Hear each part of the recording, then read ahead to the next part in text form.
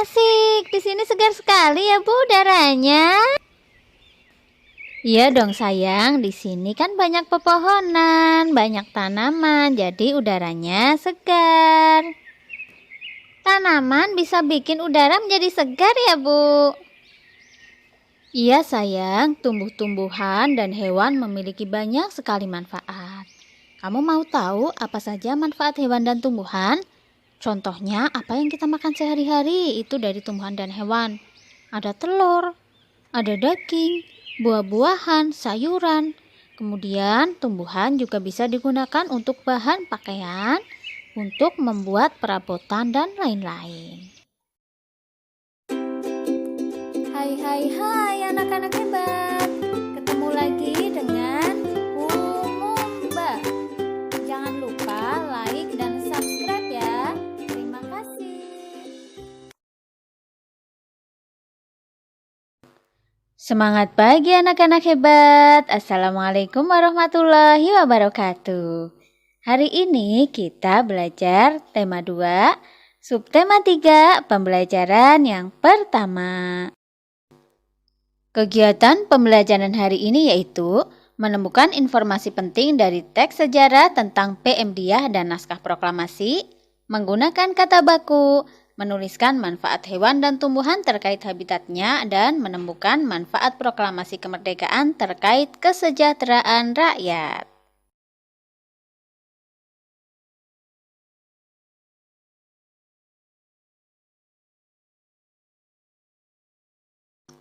Anak-anak hebat, menjaga persatuan dan kesatuan bangsa merupakan kewajiban seluruh rakyat Indonesia, karena negara kita terdiri dari berbagai suku dan agama. Sebagai pelajar, kalian dapat bersatu dalam diskusi, belajar kelompok, piket kelas, dan kerja bakti. Persatuan dan kesatuan sudah dicontohkan oleh para pejuang pendahulu kita. Contohnya yaitu dari seorang pemuda di masa proklamasi kemerdekaan yang bernama Burhanuddin Muhammad Diah. BM Diah dan naskah asli proklamasi. Teks proklamasi awalnya ditulis tangan oleh Soekarno, kemudian diketik oleh Sayuti Melik agar terlihat rapi. Teks asli tersebut kemudian dibuang ke tempat sampah. Salah seorang pemuda yang ikut hadir pada saat persiapan proklamasi kemerdekaan adalah BM Diah. Ia mengambil naskah asli dari tong sampah dan disimpannya. Ia menilai bahwa teks tersebut memiliki sejarah tinggi.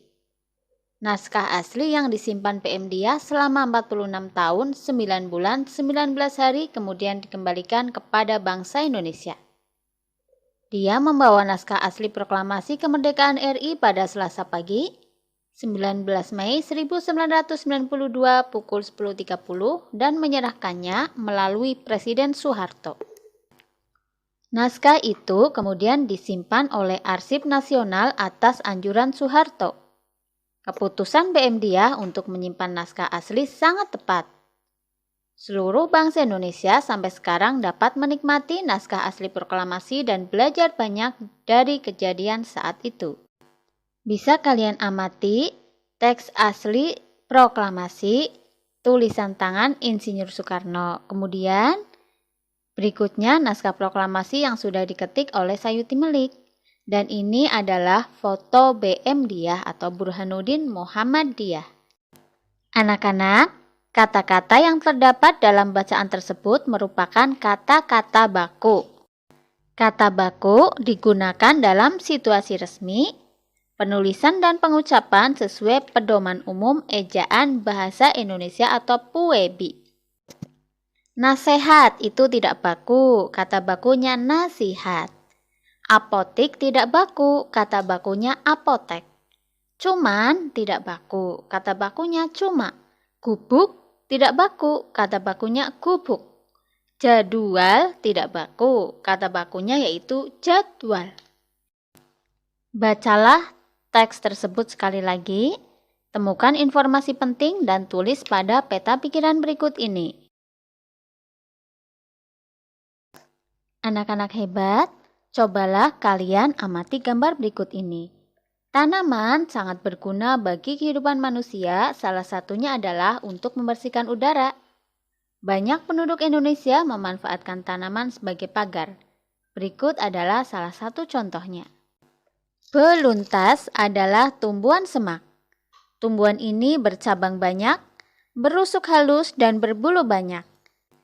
Beluntas dapat tumbuh di daerah kering, tanah keras dan berbatu. Tingginya bisa mencapai 3 meter. Dengan habitat dan ciri fisiknya tersebut, beluntas banyak dimanfaatkan sebagai tanaman pagar. Banyak rumah menggunakan beluntas sebagai pagar hidup. Selain tumbuhan, hewan juga sangat bermanfaat bagi manusia. Contohnya yaitu keong sawah. Keong sawah atau tutut hidup di perairan dangkal yang berdasar lumpur. Keong sawah banyak hidup di sawah, rawa-rawa, pinggir danau, dan pinggir sungai kecil. Keong sawah berguna untuk membersihkan lumut di kolam ikan. Keong membersihkan lumut atau rumput yang biasanya tumbuh mengambang di atas air. Anak-anak, hewan dan tumbuhan memiliki banyak sekali manfaat bagi manusia dan lingkungan. Contohnya sebagai berikut. Manfaat hewan. Yang pertama, penghasil bahan pangan. Contohnya, daging, telur, dan susu. Yang kedua, penghasil bahan sandang atau pakaian. Kain sutra berasal dari serat kepompong ulat sutra. Kain wol dari bulu domba. Kemudian, kulit hewan seperti sapi dan kerbau dimanfaatkan dalam pembuatan jaket. Yang ketiga, penghasil bahan kerajinan. Contohnya, kulit sapi dan kerbau dimanfaatkan sebagai bahan pembuatan wayang kulit. Bulu angsa dimanfaatkan untuk membuat kok atau shuttlecock. Yang keempat, penghasil pupuk organik yaitu kotoran berbagai jenis hewan, kotoran sapi, kotoran kambing, kotoran ayam. Pupuk organik sangat baik dan tidak membahayakan bagi lingkungan. Yang kelima, hewan sebagai penghasil tenaga.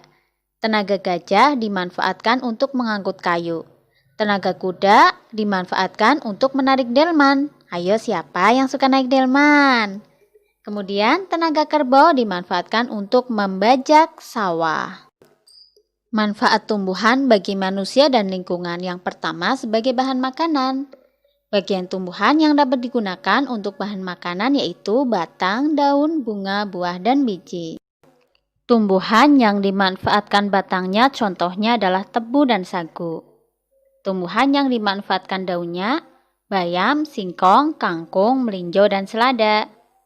Tumbuhan yang dimanfaatkan bunganya contohnya adalah kol, kubis, turi, dan bunga kecombrang.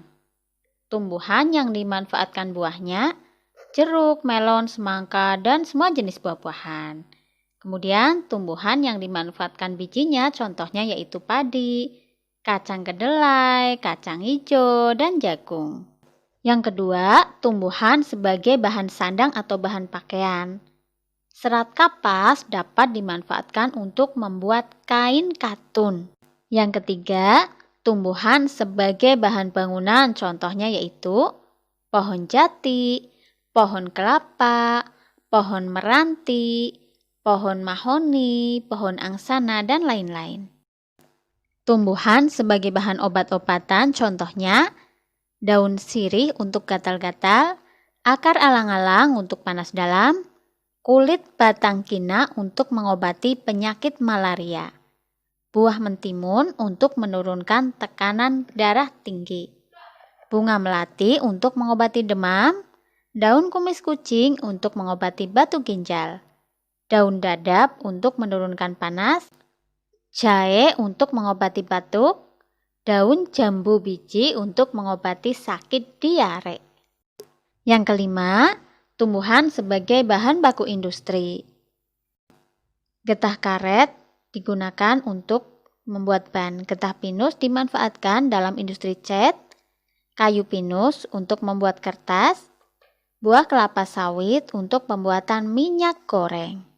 Yang keenam, tumbuhan sebagai bahan pewarna alami contohnya adalah sawi dan pandan untuk warna hijau, wortel untuk warna jingga, kunyit untuk warna kuning, buah naga untuk warna pink, kemudian buah bit untuk warna merah.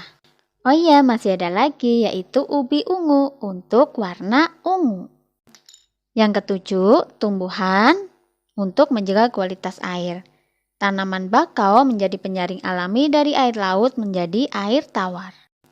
Yang kedelapan, tumbuhan sebagai bahan penyedap makanan atau bumbu ya. Contohnya yaitu lada, pala, cengkeh, serai, jahe, kunyit, dan lain-lain. Yang kedelapan, tumbuhan sebagai penghasil minyak atsiri. Contohnya yaitu tanaman kayu putih dan serai. Minyak atsiri dimanfaatkan untuk industri parfum, kosmetik, makanan, atau minuman. Anak-anak, silakan kalian amati di sekitar rumah kalian, pilih salah satu jenis tanaman dan hewan. Kemudian amati juga habitatnya dan tuliskan manfaatnya bagi manusia. Tuliskan dalam tabel berikut ini. Anak-anak hebat, setelah proklamasi kemerdekaan, bangsa Indonesia menjadi bangsa yang merdeka. Bangsa yang memperoleh kebebasan. Di antaranya adalah kebebasan dalam melakukan pekerjaan dan memperoleh pendidikan. Pada masa penjajahan, para petani tidak bisa menikmati hasil pertaniannya. Hasil pertaniannya dirampas atau harus disetorkan kepada penjajah. Kemudian, anak-anak tidak bisa bersekolah, tidak bisa memperoleh pendidikan.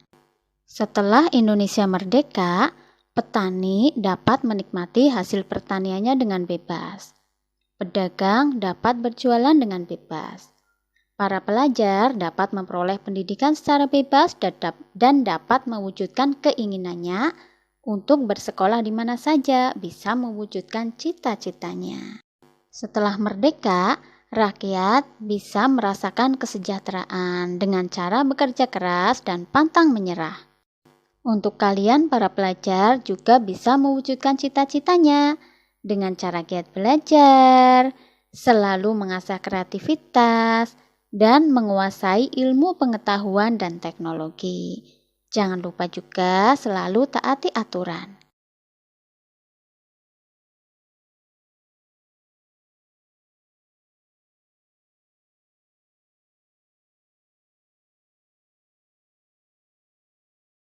Anak-anak, cukup sekian untuk pembelajaran 1. Sampai jumpa di video pembelajaran berikutnya. Wassalamualaikum warahmatullahi wabarakatuh.